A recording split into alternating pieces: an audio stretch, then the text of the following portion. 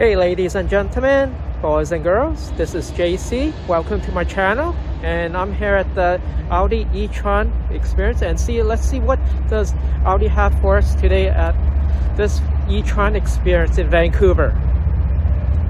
Hey, this is the train station, I believe Rocky Mountaineer Station in Vancouver. It's a pretty windy day today, and let's go in and take a look to see what's available.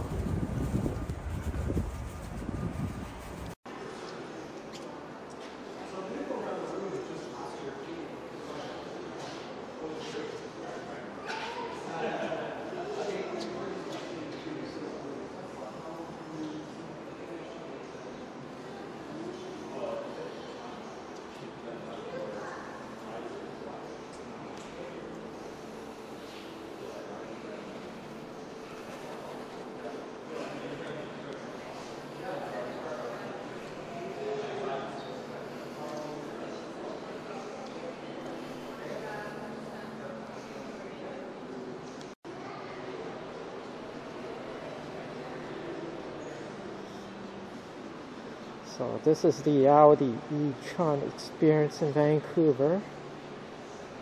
And what a beautiful car this is.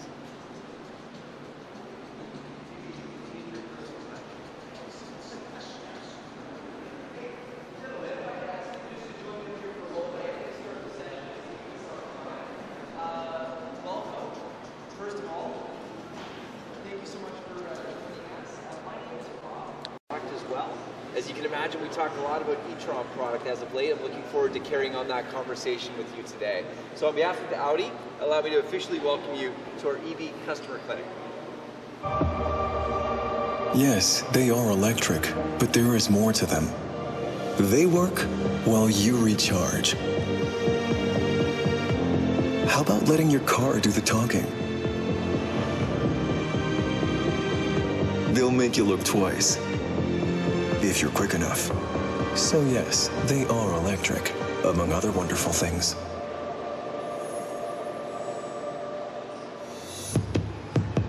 Okay, now at the end of that, you may have heard, among other wonderful things. Well, this is our current advertising slogan to really emphasize the fact that among all the wonderful things about e-tron product, these are still Audis inside and out. We like to keep that top of mind. I also want to address why we're here engaging you in a customer clinic. And I think there is an opportunity to talk about this subject, to maybe inform as well some early adopters when it comes to EVs. I would also say that existing owners might be a little bit curious about the direction of Audi and electrification. And so this is a great place to sort of satisfy that curiosity. And the approach is quite simple that we're going to take advantage of here. We've got Audi experts on site. We've got the stars of the show, the e-tron product, as well as our early adopters in this crew. It's a good recipe, actually, for what we want to accomplish. With a little bit of time in here, a little bit of time getting you comfortable behind the wheel, we'll give you all the tools that you need in order to get the most out of the test drive portion. Now, in order to formalize our agenda, after just a few words in front of the monitors, I'm going to engage you in our hands-on clinic. I'm going to do an efficient presentation, and when I say efficient, I mean it's very important that we don't impinge on your drive time. So, having said that, I do want you guys to ask questions as we go, okay? When I start speaking about Audi, I'm a little bit of a freight train. And so what I mean by that is I want you to jump in front of that train. If you have a question, interrupt me and let me know. It's very important that you leave here with answers to the questions that you have. Now, the nice thing is that once you leave me, I'll be introducing you to a couple of colleagues of mine who are also Audi trainers, can continue answering questions, but will perhaps more importantly facilitate that test drive for you. Now, after that test drive, we'll come back here for a very short brief, let's call it a debrief actually, and then we're going to wish you a great rest of your Saturday afternoon. So guys, if you don't mind joining me at the front of this vehicle over here, that would be wonderful. This is our Audi e-tron, and we'll start our hands-on.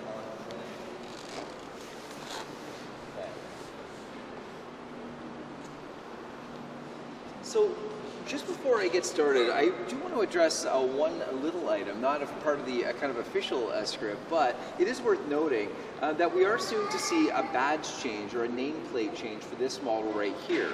Now, when we launched this model back as a model year 2019, it was our only battery electric vehicle, simply called the Audi e-tron. And then, of course, we expanded that electric portfolio with the Q4, the e-tron GT as well, with more to come. And so to be very clear about where this vehicle sort of fits in our portfolio, it will be renamed or rebadged as a Q8 e-tron. Now, of course, if you're familiar with our portfolio, yes, we do in fact have a Q8 gasoline model. This will somewhat be the electric cousin. Now, the other design cue I'd like to point out on the side here is this little inlay down here, which is unique to e-tron. Now, our designers want to call it the energy center of the vehicle, where it all begins, and that is roughly the position of the high voltage battery. So on all e-tron models, we'll see a different version of that inlay, including the Q4 and the GT. If you don't mind joining me around the back of the vehicle, just a couple of items that we'll call out at the back. Not too many things to call it as specifically e-tron, apart from the badge and the noticeable absence of tailpipes, although this does allow a cleaner design, but also what we can see is the undercarriage is largely closed off. Because we don't have an elaborate exhaust system, once again, we want to facilitate optimal airflow, and so it's actually very closed off underneath if you actually look in, very smooth surface. But one of the other design cues that's common to all the e-trons is this continuous LED strip. And it's not unique to e-tron. We see other models such as A8 or Q8 that might use that approach, but it is common to all e-tron models. And one of the signifiers of this model in particular is the 4 horizontal lines, which is echoed in the design language of the daytime running light at the front of the vehicle. Okay, well, let's get off design. Let's talk about a few other topics. I'll transition over to our Q4 e-tron. Now, I mentioned a moment ago the rough position of the high voltage battery, and one thing that we do know about electric vehicles is comparatively they're a little bit heavier, of course, because the batteries themselves tend to be a little heavier. Now, while that is true, well, one thing we often don't consider is that the weight on an EV tends to sit lower down than on a conventional vehicle, and in addition to that, it's more equitably distributed across the wheelbase or between the axles. So while we give up a little bit in terms of weight with an EV, we actually have benefits when it comes to a lower center of gravity and a more balanced weight distribution front to back. This has, of course, benefits for performance and handling. But one of the other benefits of the EV architecture and powertrain is, simply put, it uses less components.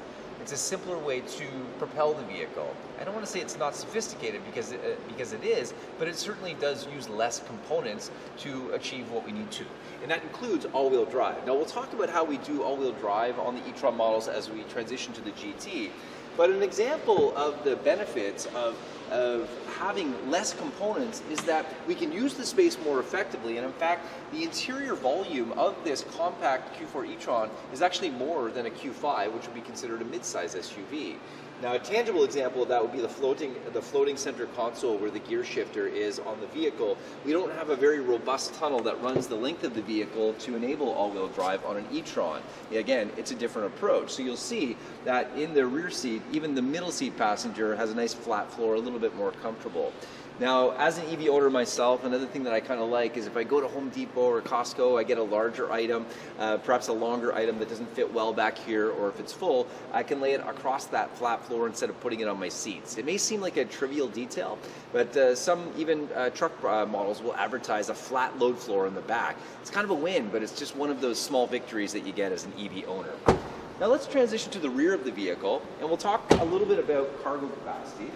And as a reminder, this is a compact SUV, the Q4 e-tron, and it's very easy to assume that because it's an EV, we're going to lose some cargo space back here with the high voltage battery impinging towards the rear. There's an electric motor over the rear axle, but in fact it's quite spacious, and this is an adjustable load floor, meaning that we can adjust it to a lower position or we can remove it completely in order to access more usable space in the back of the Q4. Now with the seats down, if you're interested in the number, it's 1,504 liters, but if you're like me, it's the number's a little bit arbitrary unless you're looking at a table comparing different models. And so let's leave the seats up, but we'll still do a practical demonstration using some of the props that we have here. We'll bring these guys over and we'll take advantage of the large suitcase by putting it in here, and we'll use the overnight bag or the carry-on luggage. We'll slide that in here, And then we'll do the ultimate test, the golf bag test. The most common demonstration on a showroom floor is this one right here. And there are ways, of course, to cheat this. We can take out the driver, we can turn it on an angle. We're not going to do that. We'll do it legitimately. But what we will do is take advantage of some of the cutouts in the side of the cargo area to be able to accommodate those longer clubs. We'll, of course, close the tailgate. And one thing that you might notice is that we're really not using all of the space here. In fact, vertically, there's quite a bit more space that we could take advantage of. And if we needed to, we could remove this cover quite easily, or again, adjust that lower floor. So if I can get you to join me on the passenger side, let's talk a little bit about the electric architecture of this vehicle. Now, Audi e-trons use the CCS, or the combined charging system. And it's called combined because it combines both AC and DC into a single port. Now, what's great about this CCS is it's very common. The majority of manufacturers that do produce EVs use CCS. Now, there are a couple of exceptions to that. Tesla uses a proprietary approach, and there's another solution you may have heard of called CHAdeMO. Now, in terms of those with long memories, you might remember the battle between Beta and VHS in the 1980s. And my father worked for Sony, so he was very clear that Beta was a better solution, but we know that VHS ended up winning. Well, in this case, CCS is going to kind of win this battle as a technical solution. Now, this is, in my opinion, a better solution because we can enable very fast charge speeds with CCS. But from the consumer standpoint, it simplifies things, and it means that if you're looking for a public charger, you'll be able to find one. Currently, there's only 2 manufacturers left still using CHAdeMO, so the writing is kind of on the wall. We sort of see where the direction is going in terms of the preferred charging infrastructure. But in reality, the public charging, or how often you would do public charging, is probably relatively small compared to at-home charging. In fact, in my case, only 5% of the charging I do is actually public. The vast majority is simply in my garage. So let's talk a little bit about that. What do we need in order to facilitate an at-home charge? What's really nice is that everything that you need to set up that charge is provided up to the wall receptacle. It's provided with the vehicle. It's actually laid out on the table here. So to give you an example, again, all of this does come with the vehicle. So in my case, just behind the workbench in my garage, I have this mounted to the wall, and then we have the capsule that sits inside that. So that's up against the wall, and it's connected to this one and a dedicated 50 amp circuit on this capsule. We're approaching 10 kilowatts, actually 9.6 max. So almost 10 times faster. So EV ownership or EV charging at home is really built around the assumption that you would use this guy. Now, when would that one come in handy? There are certain situations. I'm from back east, and our cottage is located 5 hours away from our home. Now, what that means is, because it's so far away, we don't generally go there overnight or even for a couple of days. We'll make it 5, 6, 7 days. And so what I'll do in that scenario is I'll take the capsule out of the cradle, I'll put this in the vehicle along with this cable right here. Then when we get to the cottage, I'll plug into the side of the cottage, and when it's time to leave, I'll have a full charge. But again, this is really what we're going to be planning around. I wanted to pause for just a moment, because that was the freight train I was talking about, right? I get a lot of momentum going. I want to give you a chance to ask any questions that you might have about home charging, public charging, or anything about the vehicles so far. How are you guys feeling? So related to home charging, yeah. You know, on the 120 volt, how much range would you get overnight, like say 12 hours? Oof, not much on that. And so to put things in perspective, let's use this model as an example. And so there's a gross capacity in the battery and a net capacity. The gross capacity is 95 kilowatt hours. That's what you would see in the official specs. The net capacity is what you can actually use on the battery. That's about 83.6, so let's call it 84 kilowatt hours. So in that case, what it would take, if we're getting a kilowatt out of the 110 to 120, then we're looking at 84 hours theoretically to go from a depleted battery all the way to full. So overnight, I mean, you can sort of do that calculation. In 10 hours, you're going to add 10 kilowatt hours, which is going to be on maybe that's 40, 50 kilometers of range. So again, it's really not built. Most people would opt for the level 2. It's a much more convenient charge. But again, it is still possible to add kilometers that way. And there's certain scenarios whereby it comes in handy. Yeah. Any other questions? Good question. Okay, well, why don't we facilitate a charge? We have, this is what's called a J-plug right here. As mentioned, it does come with the kit. If you are doing a public charge and you happen to go to an AC station, you're going to see a plug that looks just like that. Can I maybe get someone to plug that in for me, if you don't mind? Whoops, we'll just put that from the circle to the circle. You'll hear that little click. And once we hear that click, you can see this white light is illuminated here. And what's happening there is the vehicle is communicating with the wall in order to sort of determine, is this AC, is this DC?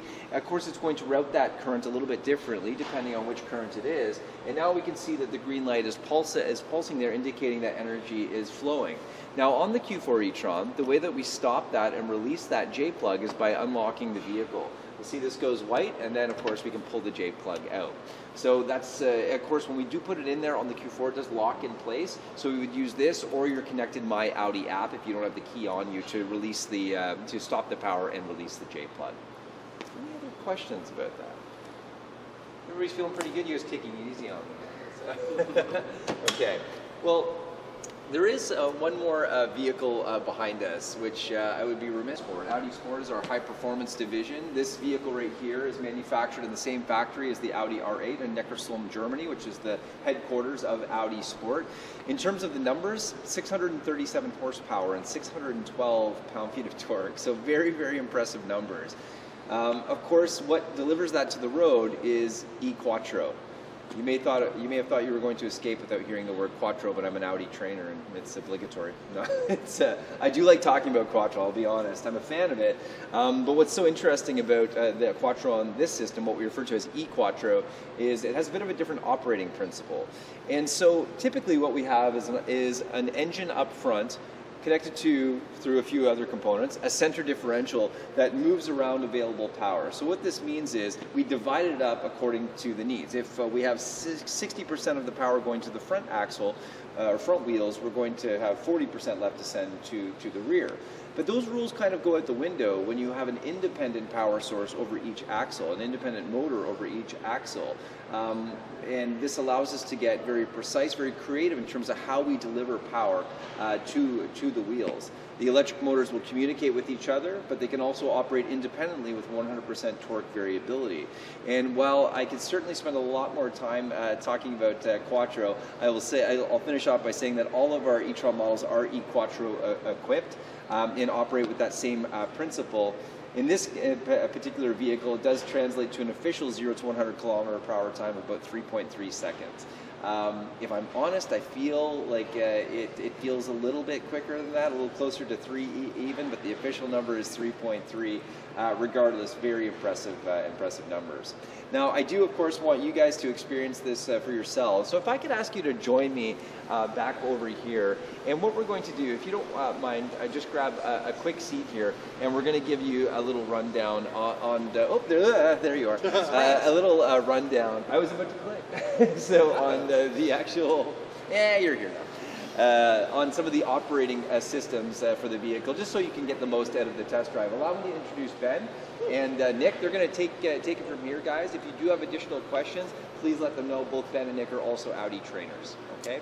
Thanks very much. Have a great day. Thank you. So welcome. So just going to see. So we have a GT driver, Q4. Just looking. Do you have your day badge yet? Or we're going to bring you one? No problem. No problem.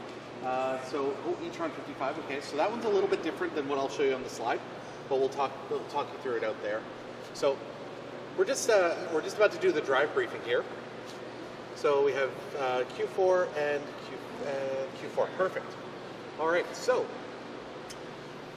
we'll start with the Q4, or actually we'll start with the GT. So when you jump in the GT, you'll be pressing that start button, pulling that shifter into drive. You're ready to go. Go ahead and drive away. When we come back, just press that park button and shut it off, and then you can get out of the GT. You're good to go. Q4's similar, except you get to skip a step. You don't need to step.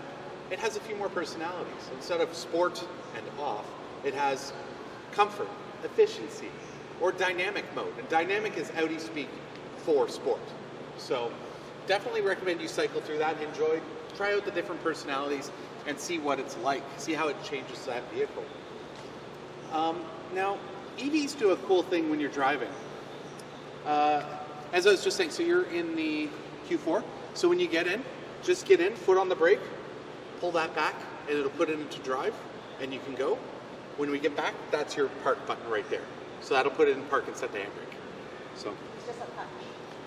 Yeah, that's just a button. This is a toggle, so this kind of slides back a bit. Yeah. So EVs do a cool thing called recuperation or regenerative braking. Either term works. Basically what it means is every time you press that brake pedal, it's using the motors to slow down the car instead of the brakes, and it's putting that energy back into the battery. We're not the only ones. Basically all EVs do this. But Q4s, you have a fun little party trick. Every time, it's called one pedal driving. So what that means is every time you lift off the accelerator, or the gas pedal, but it doesn't use gas, so I'm going to say accelerator, every time you lift off that pedal, it'll slow down automatically for you. You don't have to hit the brakes. And there's a few ways to turn this on. So one of them is the paddle. So you have two paddles behind your steering wheel. Pull the left paddle, and you'll see this little diagram pop up on your cockpit. So level 1, you pull it once, it'll slow down a little bit. Pull it again, you'll be in level 2 like we see here. It'll slow down quite a bit more when you lift off that accelerator. One more time, you're in level 3. Now it's really slowing down anytime you're off that gas pedal, the accelerator. If you want to undo it, just use the other paddle, and you'll go from 3, 2, 1, and it'll disappear. Another way to turn it on in those Q4s is pull this back once more, and you'll go into what's called B mode. So this will become a B, and that basically drops you right into the third position, that level 3. So anytime you lift off, it's going to slow down quite a bit. So that's the Q4s. It sounds a little confusing. It's hard to explain on a PowerPoint, but once you're out there, play with those paddles, you'll know exactly what I mean. Or if you don't want to, if you want to just leave it and drive it like a normal car, ignore what I've just been talking about for the last 90 seconds and enjoy it. You can do that, absolutely not a problem. GT drivers, everything I've just said about one pedal driving does not apply to you. So please do not expect the car to slow down if you lift off the accelerator. It won't. You'll have to brake. So you do not have one pedal driving if you're driving one of our GTs like that. Only the Q4 has that, and the 55 has it to a degree, which we'll show you outside. Hopefully that all makes sense. As I said, it's a lot to take in from a PowerPoint, but once you're in the car, it makes a lot more sense once you're actually driving. So any questions? So there's still a brake for that?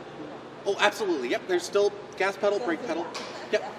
As I say, to drive it, it's like driving any other car, but some people do like this one pedal driving. But yeah, no, absolutely, it's got a brake. And then if I said, that we don't really use the brakes to slow down, if a dump truck pulls in front of you, you get hard on those brakes, it's still an Audi. It's still going to stop like that.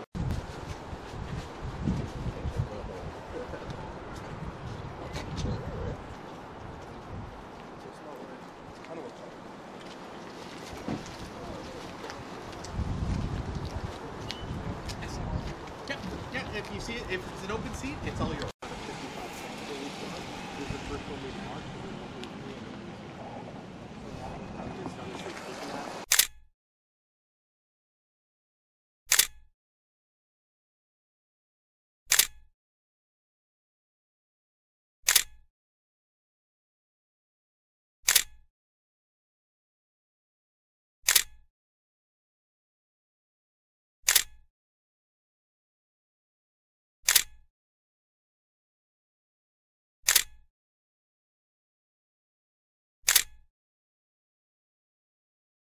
Thank you for watching my video. If you enjoyed my video, please remember to like and subscribe to What's Up 604. The more likes and subscribers, the more motivations I will get.